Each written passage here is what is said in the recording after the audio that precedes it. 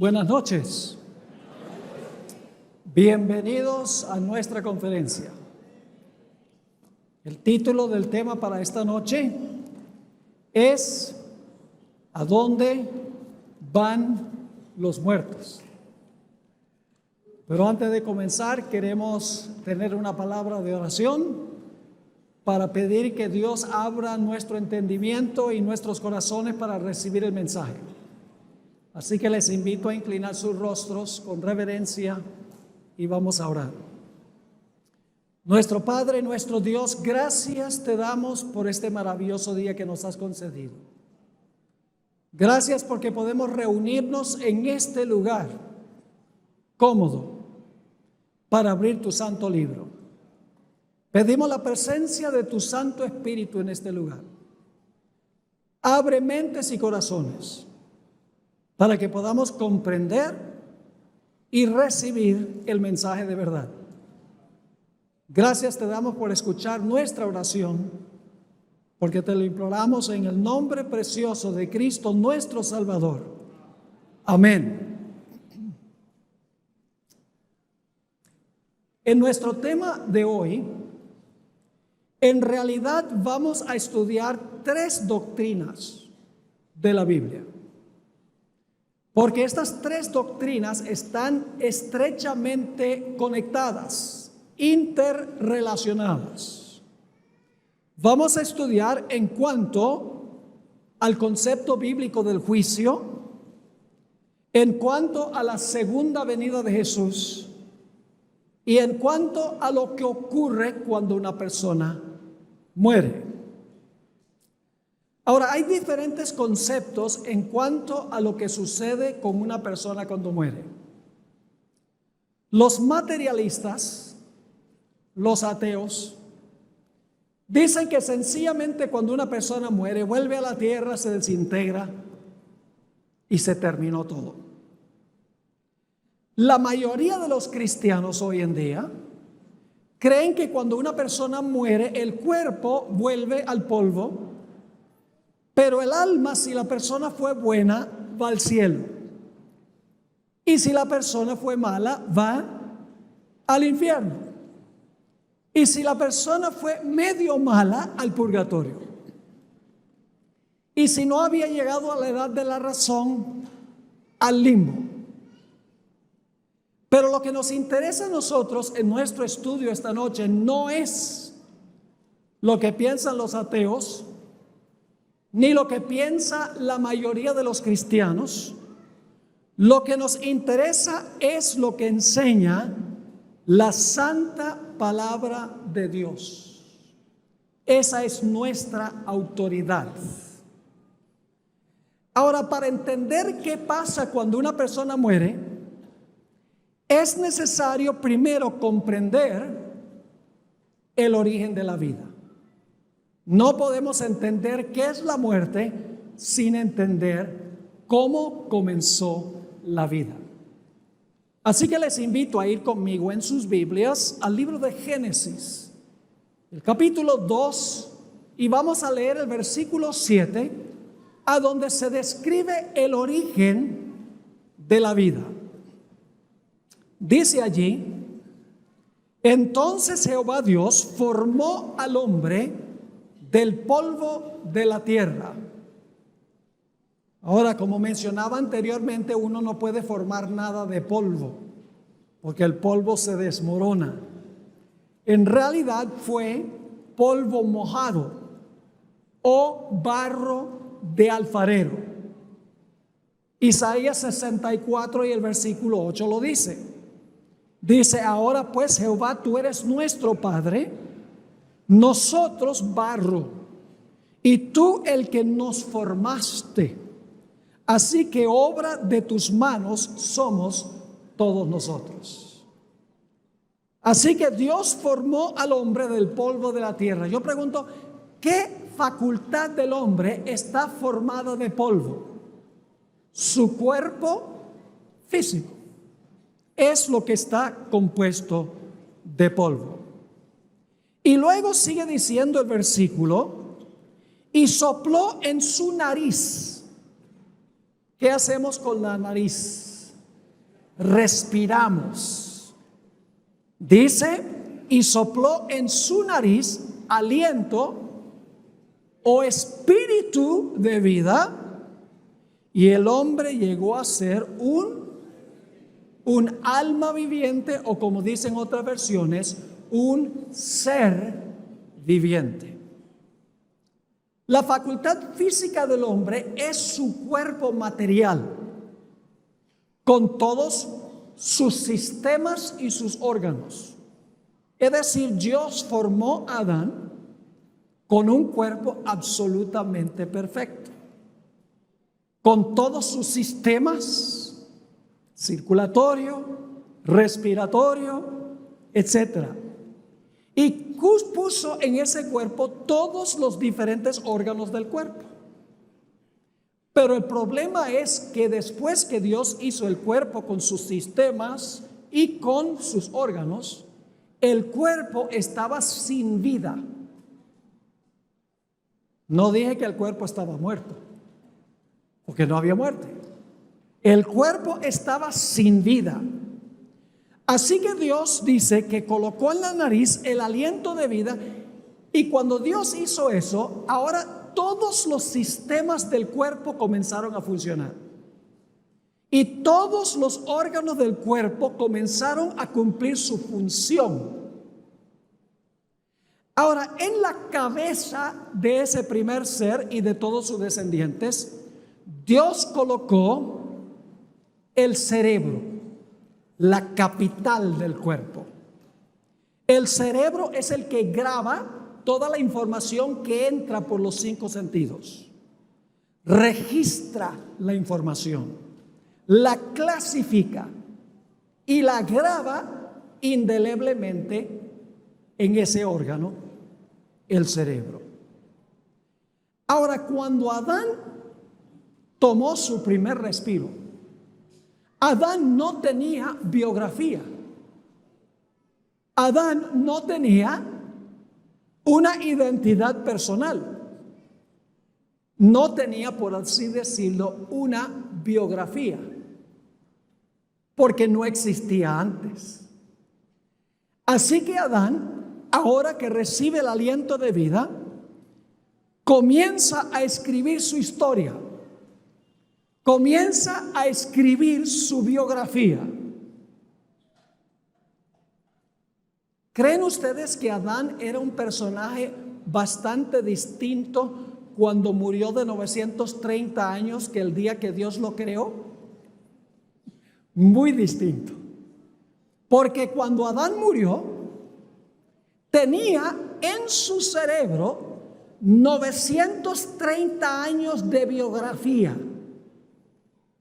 grabado allí en el transcurso de su vida. Todo contenido en el cerebro, acciones, pensamientos, emociones, experiencias, todo grabado en el cerebro de Adán. 930 años de biografía. Ahora preguntémonos, ¿qué pasó cuando Adán murió? Vamos a Eclesiastés 12 y el versículo 7.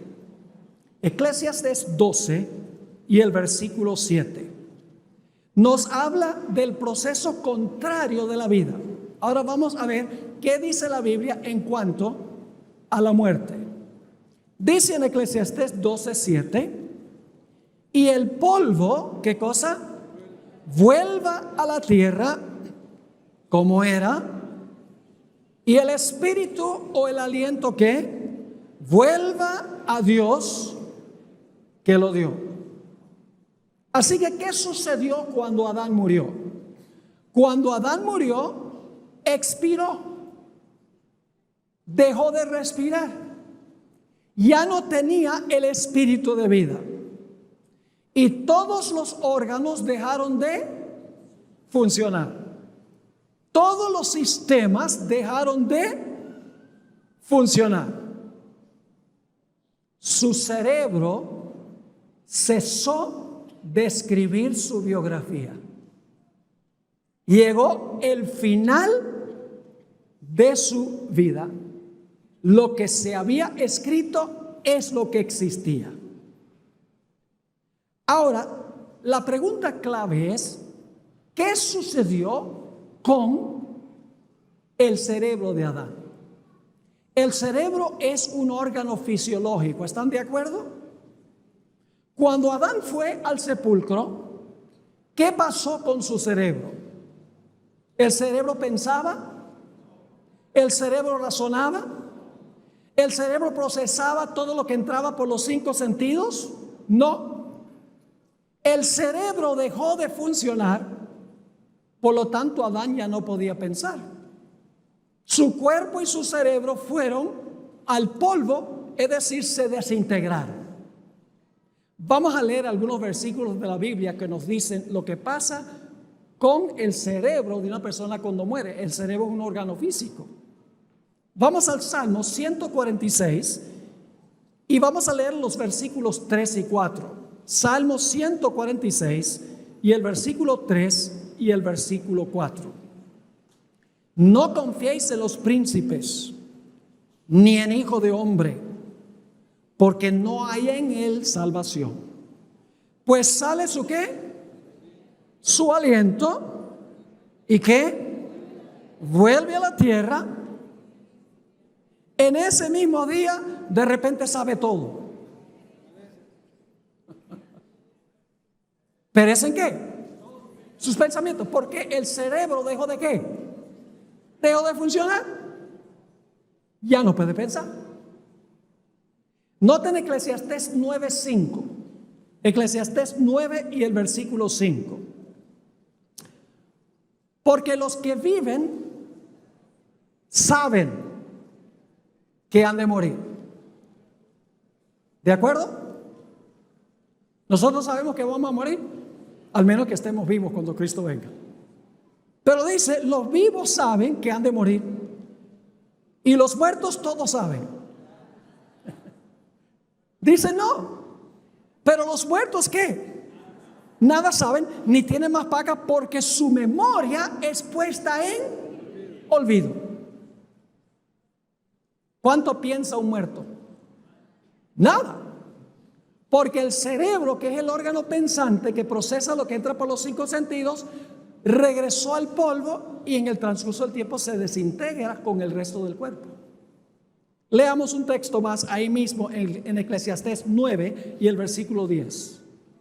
Dice el sabio Salomón: todo lo que te viniere a la mano para hacer, hazlo según tus fuerzas, porque en el Seol, que significa sepulcro, a donde vas, no hay obra, ni trabajo, ni, cuando dice ciencia es conocimiento, ni conocimiento, ni sabiduría. Es decir, cuando Adán expiró, su biografía estaba completa. ¿Y a dónde estaba su biografía? En el cerebro. Así que, ¿qué pasó con la biografía de Adán? Se desintegró con su cerebro. Los 930 años que él grabó en su cerebro de su historia, todo se desintegró junto con el cuerpo, porque el cerebro es un órgano físico. Ahora usted dice, pastor, eso es deprimente. Sí es deprimente, pero hay una buena nueva. Y es que a medida que nosotros vivimos, Dios guarda una copia de nuestra vida en el cielo. La Biblia dice que Él guarda los registros en los libros. Recuerden que los escritores bíblicos, cuando ellos escribieron, se escribían los registros en libros. Yo creo que si hoy se levantara un profeta, no diría que se guardan los registros en libros, sino que diría que se guardan los registros en discos duros o en dispositivos. Porque en realidad vamos a ver que lo más probable es que Dios guarda en el cielo un registro electrónico de toda la vida de Adán de comienzo a fin en forma electrónica. Y ustedes dicen, ¿cómo sabe eso? Seguimos estudiando.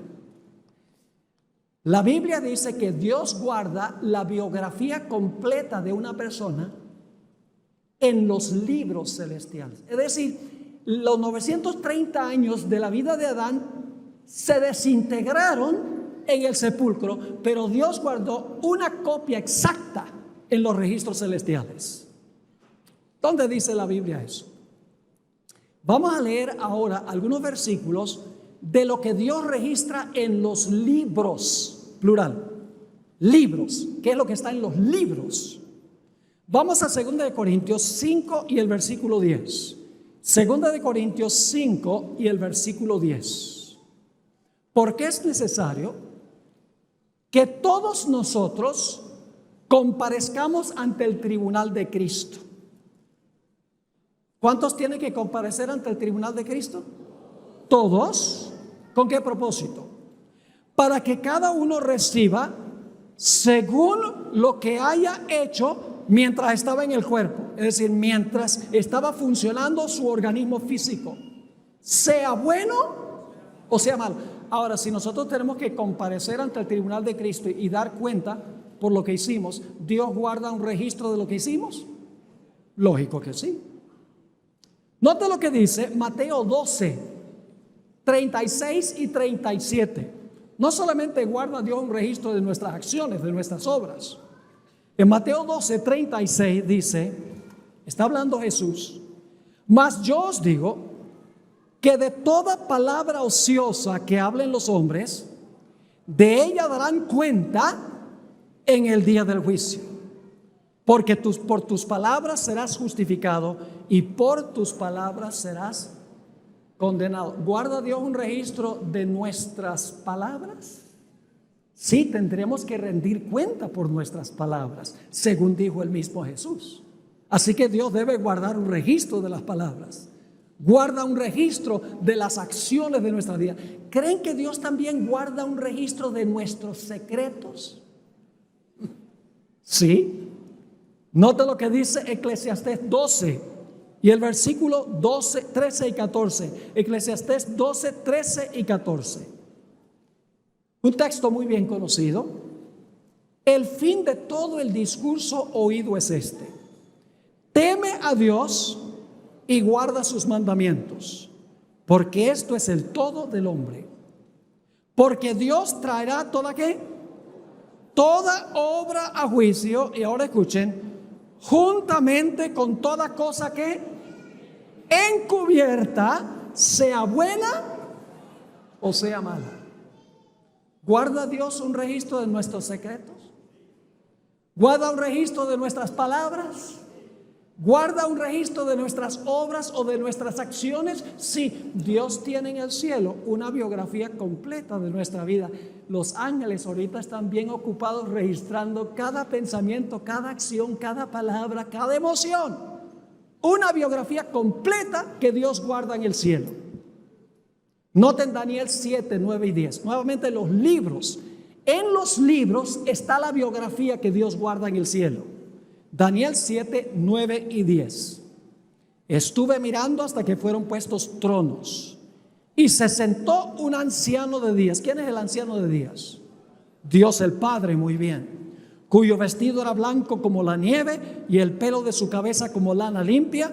Su trono llama de fuego y la rueda del mismo fuego ardiente. Un río de fuego procedía y salía de delante de él. Millares de millares, millones de millones asistían delante de él. El juez se sentó y ¿qué? Y los libros se abrieron. ¿Viene un momento en que se van a abrir los registros de la vida de cada persona? Sí. Ahora, si Dios va a traer a luz nuestras palabras, nuestras obras y nuestros secretos, ¿debe ser que Dios guarda un registro de todo eso en el cielo? Lógicamente que sí, Dios lo guarda allá. ¿Y por qué lo guarda? Porque Él sabe que cuando nosotros morimos, el registro biográfico que tenemos en el cerebro se desintegra. Así que Dios guarda un respaldo en el cielo. Es decir, los libros, plural, contienen la biografía.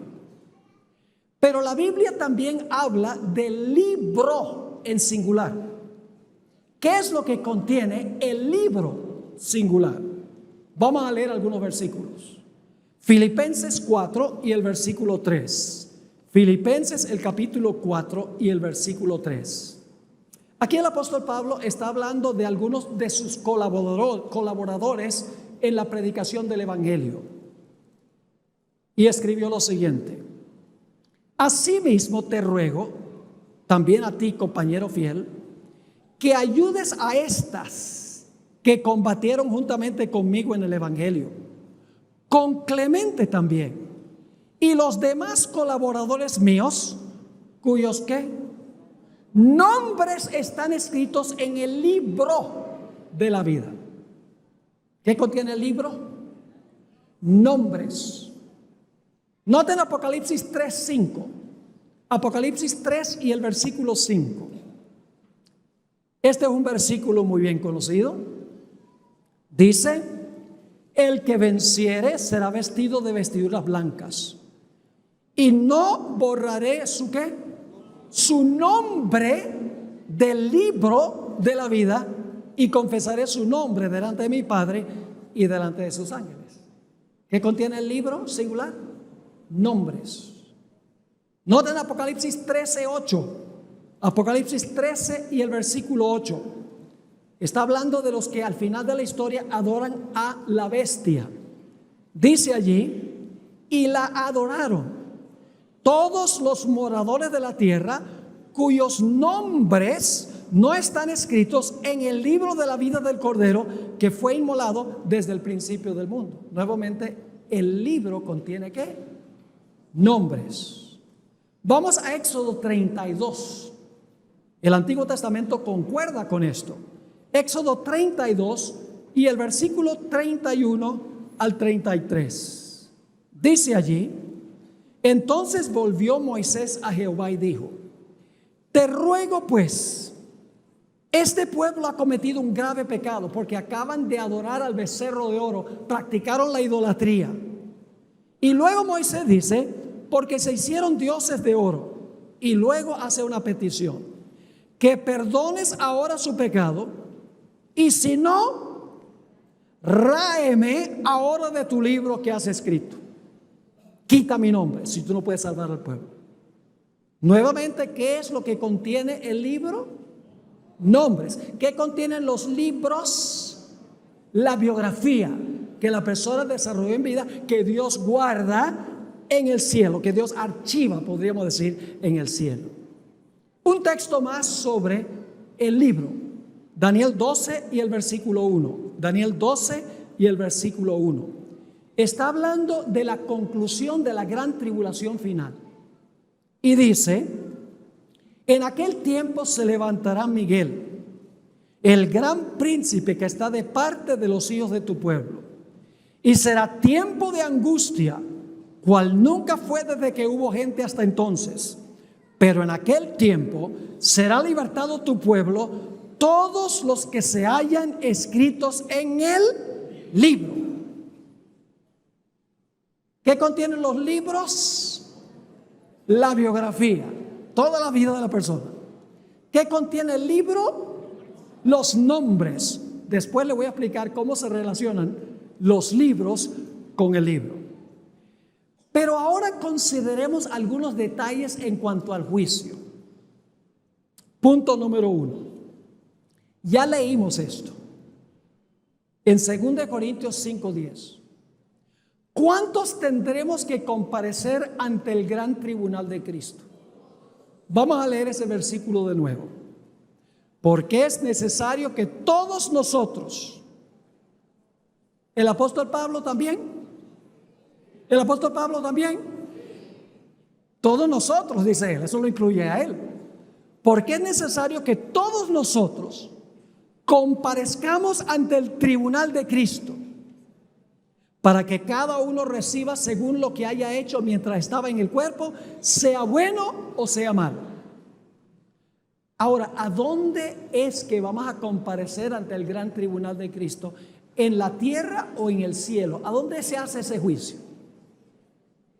En el cielo. Puede ser que les sorprenda y diga, pastor, nosotros tenemos que comparecer ante el tribunal de Cristo en el cielo. ¿Y cómo es eso si vivimos en la tierra? Ya les voy a explicar, pero vamos a leer el texto bíblico que dice que el juicio transpira en el cielo. Daniel 7, 9 y 10. Daniel 7, 9 y 10. Estuve mirando hasta que fueron puestos tronos y se sentó ¿quién? Un anciano de días. ¿Quién es el anciano de días? Dios el Padre. ¿A dónde vive Él? ¿A dónde vive el Padre? ¿Cómo oramos? Padre nuestro que estás en todas partes. No, el Padre nuestro dice, Padre nuestro que estás en el cielo. Así que esto está ocurriendo ¿dónde? En el cielo. Así que dice, estuve mirando hasta que fueron puestos tronos y se sentó un anciano de días cuyo vestido era blanco como la nieve y el pelo de su cabeza como lana limpia, su trono llama de fuego y las ruedas del mismo fuego ardiente. Un río de fuego procedía y salía de delante de él, millares de millares le servían y millones de millones asistían delante de él. ¿Quiénes son esos millones de millones que asisten delante de él? ¿Y a dónde viven ellos? En el cielo. Y entonces dice, el juez se sentó y los libros se abrieron. ¿A dónde es que se van a abrir los libros para juzgar a la gente? En el cielo. Y yo sé que ustedes están pensando, bueno, si los libros se abren en el cielo y nosotros tenemos que comparecer ante el tribunal, ¿cómo podemos hacer eso si estamos en la tierra? Ya lo voy a explicar. Siguiente punto. Ese juicio donde tenemos que comparecer ante el tribunal de Cristo ocurre antes de la segunda venida de Jesús. ¿Me oyeron lo que dije? Nosotros tenemos que comparecer ante el tribunal de Cristo en el cielo antes que Jesús venga. Y ustedes dicen, ¿dónde dice la Biblia tal cosa? Apocalipsis 14, 6 y 7. Se conoce como el mensaje del primer ángel. Apocalipsis 14 y el versículo 6 y 7. Vi volar por el medio del cielo a otro ángel que tenía el evangelio eterno para predicarlo a los moradores de la tierra, a toda nación, tribu, lengua y pueblo. Yo pregunto, mientras se está predicando el evangelio, ¿hay oportunidad de salvarse? En este mensaje del primer ángel, ¿la gente tiene la oportunidad de salvarse? Pues lógico, ¿para qué se va a predicar si no se pueden salvar? Ahora, noten cómo sigue el mensaje. Versículo 7, diciendo a gran voz, temed a Dios y dadle gloria, porque la hora de su juicio llegará.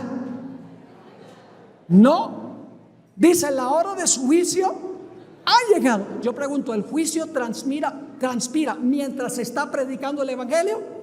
Sí. Es decir, el juicio se hace mientras el evangelio se está predicando. Así que todos tienen que comparecer. El juicio ocurre en el cielo y ocurre antes de la segunda venida de Jesús.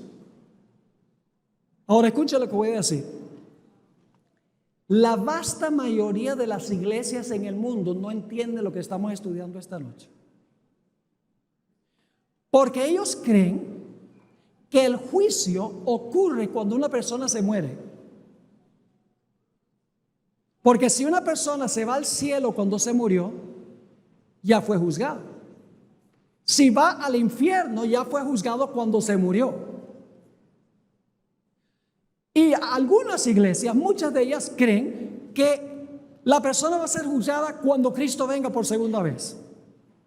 Y no pueden entender que los casos de todos se van a examinar en el cielo antes de la segunda venida y que nosotros vamos a comparecer allá, escuchen bien, no en persona, sino a través de lo que está escrito en los libros.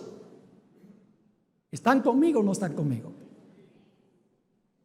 Ahora yo pregunto, ¿cuándo es que Cristo trae su recompensa? Yo pregunto, ¿durante el juicio se determina qué recompensa va a recibir la persona? Si se va a salvar o se va a perder, ¿el juicio revela eso? ¿Cómo no? Noten lo que dice Mateo 16, 27. Mateo 16 y el versículo 27. Porque el Hijo del Hombre vendrá en la gloria de su Padre con sus ángeles. Y entonces pagará a cada uno conforme a sus obras. ¿Cuándo es que la persona recibe la salvación o la perdición? ¿Cuando muere o cuando Cristo venga? Cuando Cristo venga. ¿Y a dónde se determinó si la persona iba a ir al cielo cuando Cristo venga o no iba a ir al cielo? En el juicio que se hizo en el cielo, examinando los registros de las personas que están en la tierra. ¿Está teniendo sentido esto? Vamos a Apocalipsis 22, 12. Apocalipsis 22 y el versículo 12. Yo les dije que vamos a estudiar 3 doctrinas: el juicio, la segunda venida y los muertos. Hay que estudiarlos juntos, porque si entendemos uno mal, vamos a entender los otros mal también. Noten Apocalipsis 22, 12. Dice Jesús: he aquí yo vengo pronto. ¿Y qué trae Jesús? Tiene que haber decidido de antemano cuál es el galardón para poderlo traer. Sí, dice, y mi galardón conmigo, ¿para qué? Para recompensar a cada uno según sea su obra. ¿Y a dónde están escritas las obras? En los libros.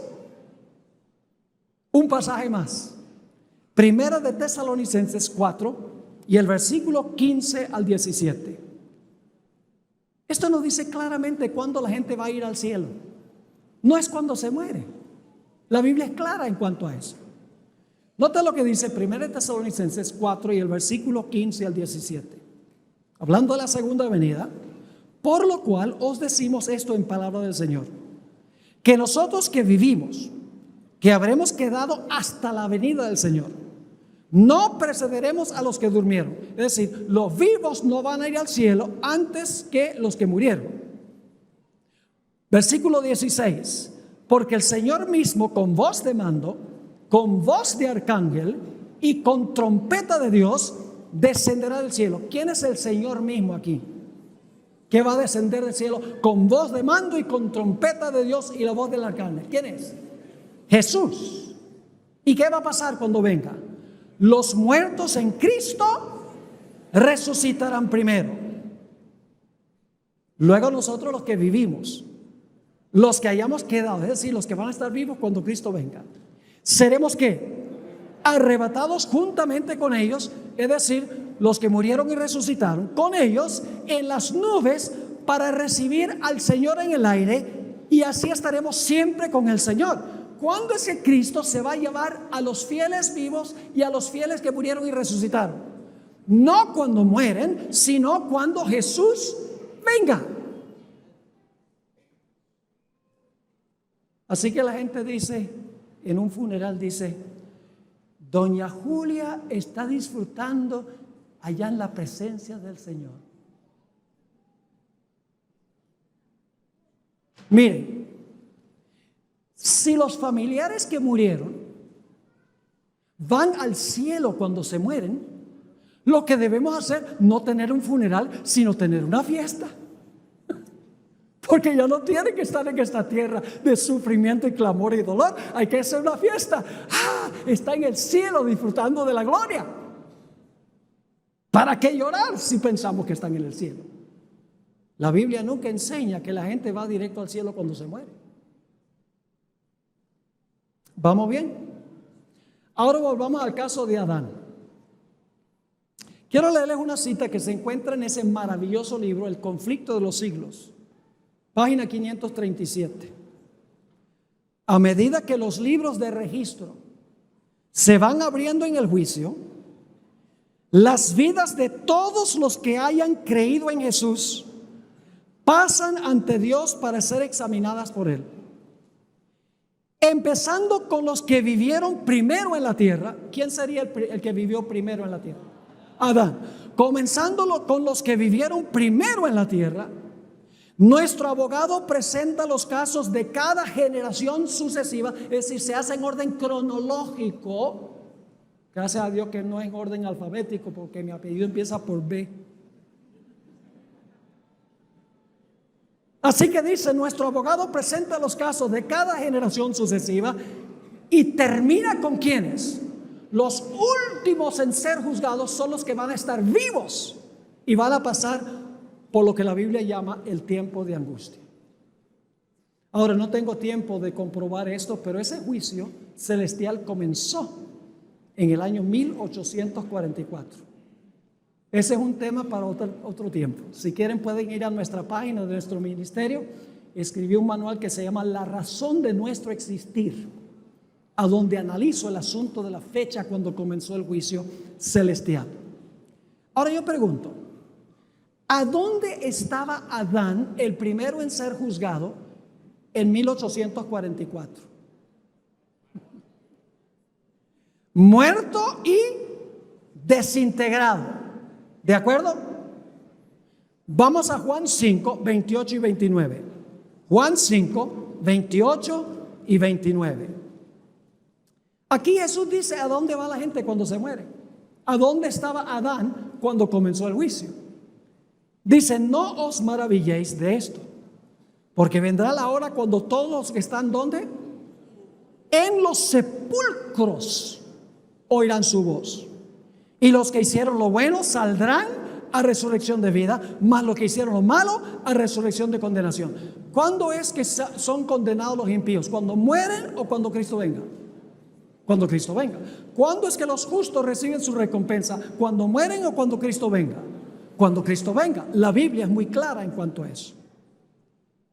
Ahora yo sé que ustedes están pensando, bueno, Pastor Bor, si Adán fue el primero en ser juzgado en 1844 y él estaba en el sepulcro desintegrado, ¿cómo es posible que él pudo comparecer ante el tribunal de Cristo para ser el primer personaje en ser juzgado? La respuesta es muy sencilla, y es que compareció ante el tribunal de Cristo a través de lo que estaba escrito en los libros. Es decir, se examina su biografía que Dios guardó en el cielo. Ahora quiero que noten algo muy interesante. Hemos dicho que el espíritu es la respiración de la persona, pero el espíritu es más que la respiración. En realidad, a medida que una persona vive y respira y procesa, podríamos decir que el espíritu de esa persona se personaliza. Ahora ustedes dicen, ¿qué significa eso? Vamos a leer 3 textos del Nuevo Testamento. Lucas 8, 52 al 56. Lucas 8, 52 al 56. Una niña murió. Sus padres estaban tristes. Y dice allí en el versículo 52, y lloraban todos y hacían lamentación por ella. Pero él dijo, no lloréis. No está muerta, sino que duerme.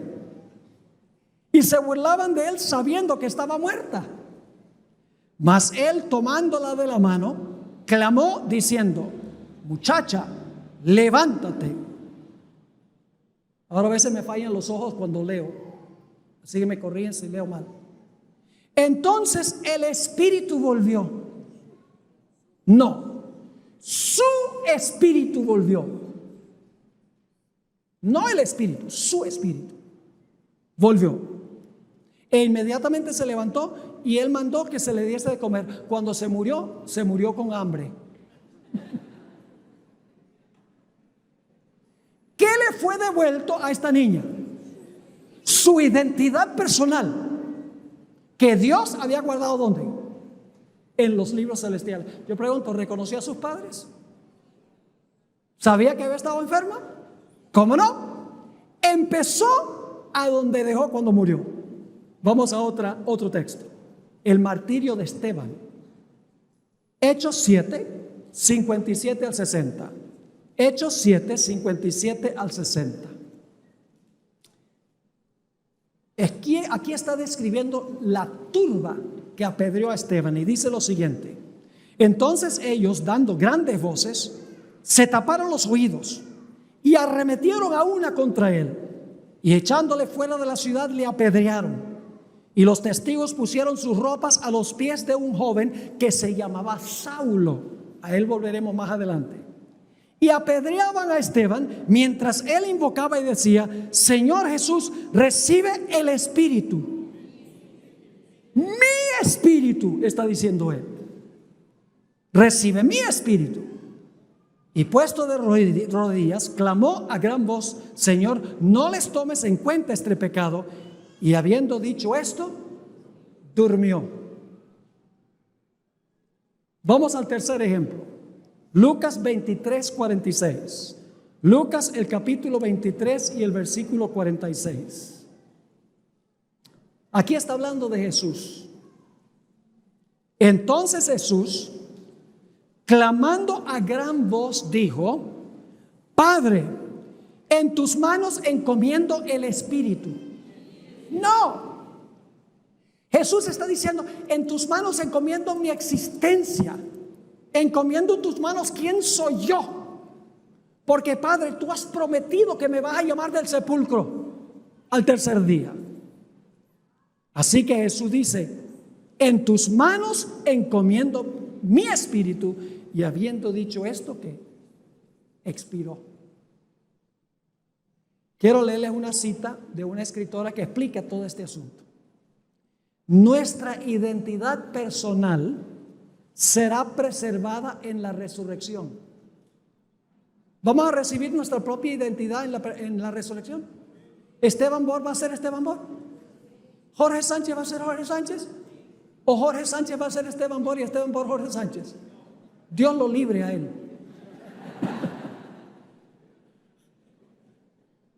Nuestra identidad personal será preservada en la resurrección. Aunque no sean las mismas partículas de materia ni la misma sustancia material que fue a la tumba. Dios no necesita recuperar cada partícula de materia para devolvernos el cuerpo, porque va a ser un material mucho más fino. Sigue escribiendo: las maravillosas obras de Dios son un misterio para el hombre. El espíritu, que es el carácter del hombre, vuelve a Dios y allí es preservado. El carácter es la identidad de la persona. Sigue escribiendo: en la resurrección cada hombre tendrá su propio carácter. A su debido tiempo Dios llamará a los muertos, dándoles de nuevo el aliento de vida y ordenando los huesos secos que vivan. Saldrá la misma forma, pero estará libre de la enfermedad y de todo defecto. ¡Ah, gloria a Dios! No más diabetes, no más cojos, no más ciegos, no más mudos, no más enfermos, no más médicos. Se van a quedar sin trabajo los médicos. Pero los pastores no, porque vamos a proclamar la maravilla de la salvación.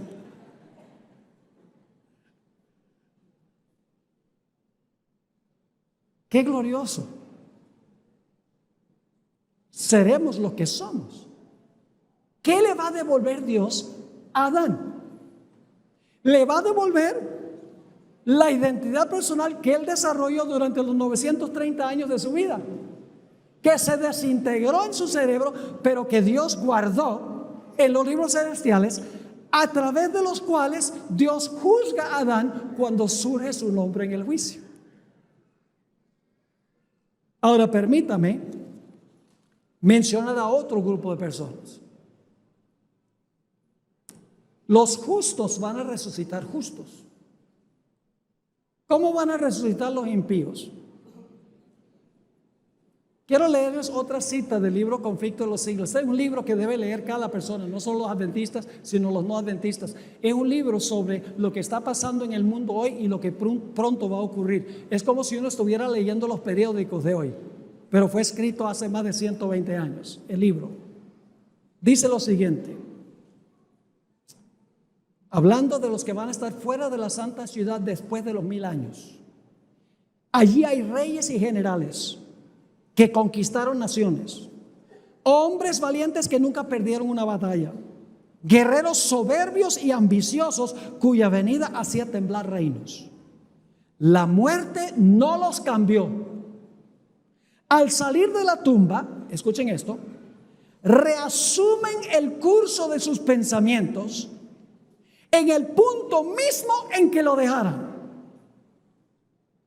Es decir, que si un impío en una guerra tenía una lanza en la mano y le dice a las tropas, ¡ade! Y le atraviesa una flecha, cuando resucite dice, ¡lante! Porque empieza a donde dejó. ¿Me están entendiendo lo que estoy diciendo? Ahora déjenme darles un ejemplo práctico para que puedan entender mejor. ¿Han visto ustedes esa pequeña película que sacaron de la muerte del presidente John Kennedy? ¿Lo han visto? Cómo la limusina está dando la vuelta a la esquina, baja por la calle Elm, y entonces viene los disparos, la cabeza de Kennedy echa para atrás y Jackie se salta atrás para tratar de ayudarlo. ¿Han visto esa peliculita? Cortica. Ahora yo pregunto, cuando ustedes ven esa película, ¿Kennedy está vivo o está muerto?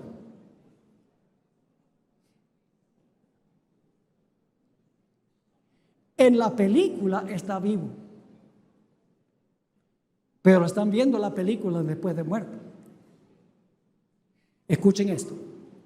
Hay cierto sentido en que los muertos, cuando se evalúan sus casos en el juicio, comparecen ante el tribunal vivos. Y usted dice, ¿en qué sentido? En el sentido de que el registro de sus vidas se hizo mientras estaban vivos. Cuando se ve la película en el cielo, en el juicio, aparece la vida de la persona.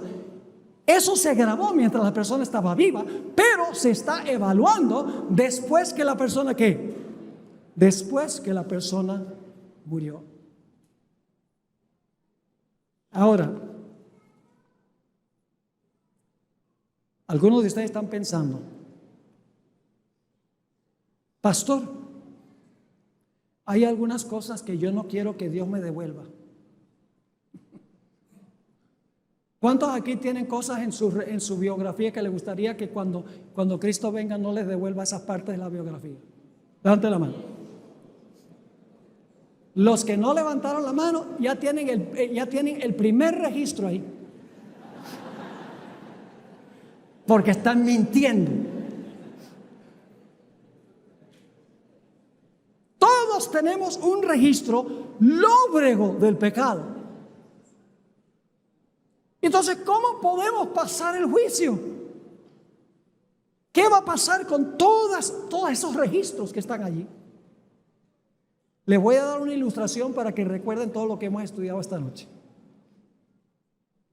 Quiero comparar todo lo que hemos estudiado con una computadora. La computadora equivale al cuerpo. Yo pregunto, ¿la computadora es un objeto material? Sí. ¿El computador tiene un cerebro? Le decimos procesador, ¿verdad? ¿Tiene un cerebro que graba y procesa todo como el cerebro humano? Sí. ¿Cómo no? ¿Qué hay que hacer para que funcione la computadora? Hay que darle el aliento de vida. ¿Se llama qué? Enchufarlo. Enchufar la computadora. Ahora, si usted compra una computadora hoy, ¿es la misma computadora en un año? No. ¿Por qué? Porque usted le ha metido mucha información y ahora es su computadora personal. Ha cobrado la identidad que usted le ha metido a la computadora. Ahora, supongamos que Dios no lo quiera, se incendia su casa. Gracias a Dios no hay nadie en la casa. Y el incendio derrite completamente la computadora. ¿Qué pasó con la identidad personal, por así decirlo, de la computadora? Lo mismo que cuando una persona muere, se desintegró. Pero ¿saben lo que hace la gente inteligente? Por eso guarda un respaldo. Pero la electrónica nos ayuda a entender todo este asunto. Dios fue el que inventó la electrónica, no el hombre. Ahora yo pregunto, si la computadora se destruye y ustedes hicieron un respaldo de todo lo que está en la computadora, Ustedes pueden ir al almacén y comparar una computadora mucho más poderosa y meterle la misma identidad que tenía la primera. Sí. Pero ¿saben que pueden hacer algo antes de eso? Hay una tecla que se llama borrar. Si usted no quiere que toda la información vaya a la nueva computadora, usted puede borrar. ¿Saben que eso es lo que hace Dios en el juicio? Dios sabe que nosotros vamos a morir, al menos que estemos entre ese grupo que va a pasar por la gran tribulación. Y por lo tanto Dios dice, yo sé que la computadora se va a desintegrar, así que yo voy a guardar un registro en el cielo. Pero aquí viene la buena nueva. Cuando aparece nuestro registro en el juicio, después que hemos muerto, a través de los libros, se ven todos los pecados que cometimos. Pero al lado de los pecados está escrito, perdonado por la sangre. Y el gran jurado celestial está presenciando el registro de todos los pecados, sí, pero de los cuales la gente se arrepintió, los confesó, confió en la justicia de Cristo Jesús. Y entonces Dios le dice al jurado celestial, ¿qué pasa con esta persona? Y el jurado celestial dice, usa la tecla de borrar. Y todos los pecados serán borrados del registro. Y lo único que nos devolverá Dios es todo lo bueno. Yo pregunto, ¿es esa una buena nueva? Óigame si es una buena nueva. Ahora quiero terminar. ¿Han entendido lo que estudiamos? No es complicado. No necesita uno ser matemático ni científico para entenderlo. La Biblia es sencilla. Quiero terminar refiriéndome a un hombre que era bien malo. Se llamaba Saulo de Tarso. Ahora quiero que ustedes recuerden lo que pasó con Saulo de Tarso. Él estaba presente en el martirio de Esteban, pero eso era solamente un puntico malo de todo lo que había hecho. Note lo que dice en Hechos, el capítulo 26 y el versículo 9 al 11. Aquí el apóstol Pablo, Saulo se llamaba, cuenta su vida pasada. Hechos 26 y el versículo 9. Yo ciertamente había pensado deber hacer muchas cosas contra el nombre de Jesús de Nazaret. Atacó el nombre de Jesús, lo cual también hice en Jerusalén. Y yo encerré en cárceles a muchos de los santos, recibí la potestad de los príncipes, de los sacerdotes, y cuando eran matados, yo daba mi voto. Y muchas veces castigándolos por todas las sinagogas, los forcé inclusive a blasfemar. Y enfurecido sobremanera contra ellos, los perseguí hasta las ciudades extranjeras. ¿Qué clase de vida llevó el apóstol Pablo o Saulo de Tarso? Era bien malo. Pero luego en el camino a Damasco conoció a Jesús. Lo confrontó Jesús. Y Jesús le dijo, ve a la casa de Ananías, porque hay algo muy importante que tiene que pasar allí. Así que fue a la casa de Ananías y Ananías le dijo algo muy importante. En Hechos 22:16. Hechos 22:16. ¿Qué le dijo Ananías?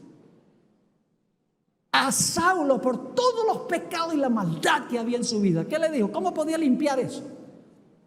Ahora pues, ¿por qué te detienes?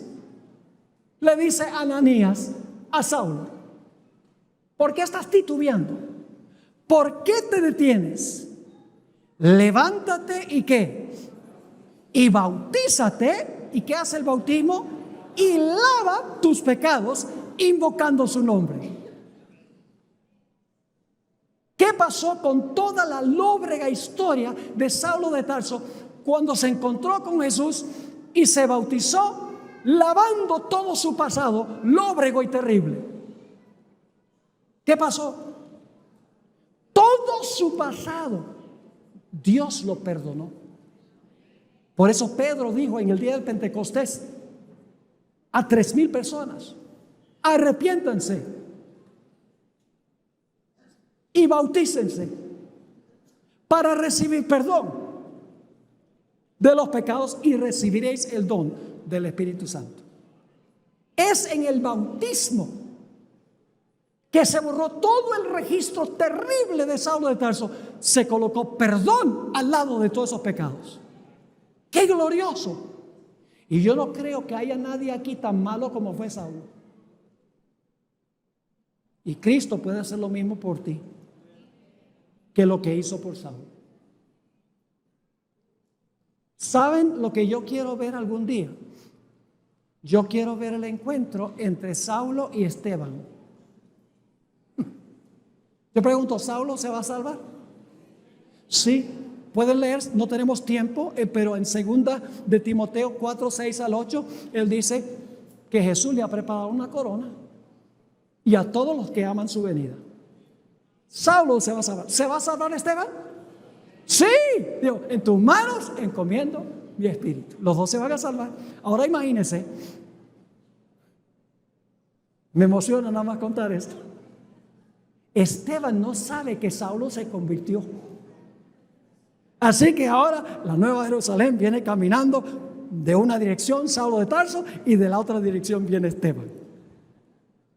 Y Esteban,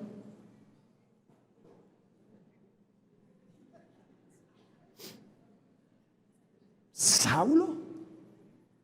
Canalla. No, eso no es lo que le va a decir. Saulo, ¿te salvaste, Saulo? Sí, Esteban. ¿Sabe cuándo me salvé? Yo sabía que tú eras de Dios cuando te estaban apedreando, pero estaba pataleando. Y me imagino el abrazo que le dará Esteban a Saulo, porque su martirio trajo al evangelio al más grande apóstol de la historia de la iglesia cristiana. Gloria a Dios. Ese encuentro será maravilloso cuando se encuentren todos los redimidos.